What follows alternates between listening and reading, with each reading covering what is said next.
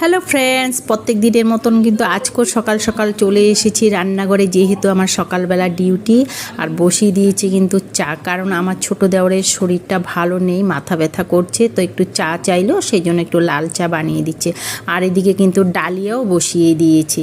আর জানো তো আমি কেন সকাল সকাল মানে এত হেলদি খাবার বানাই সেটা বলছি।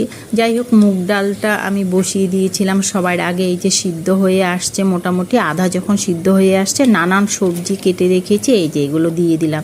তারপর এখানে নুন হলুদ দিয়ে দেবো পরিমাণ মতন, তারপর দিয়ে দেবো কাঁচা লঙ্কা, একটু আদাও দিয়ে দেবো, এই যে ডালিয়াগুলো দিয়ে দিয়েছি। তো যাই হোক, এটা বানানোর মানে সকালবেলা যে হেলদি খাবারগুলো বানায়, এটা কারণ হচ্ছে আমার হাজব্যান্ড কিন্তু ক্যান্সার পেশেন্ট, 2013 সালে হয়েছিল।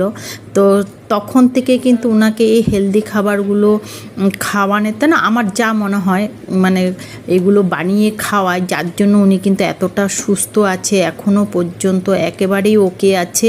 আর এক্সারসাইজ ব্যায়াম করে, সেই জন্য উনি খুবই ভালো আছে। আমি বলবো, ঠাকুরের কাছে প্রার্থনা করি উনি যেন ভালো থাকুক।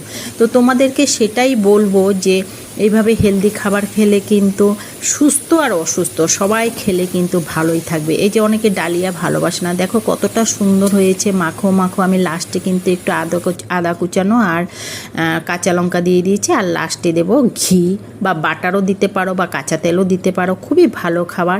আর দেখো কতটা সুন্দর হয়েছে, তার সাথে কিন্তু পাঁপড় শেকাও নিতে পারো, ইচ্ছা তোমাদের।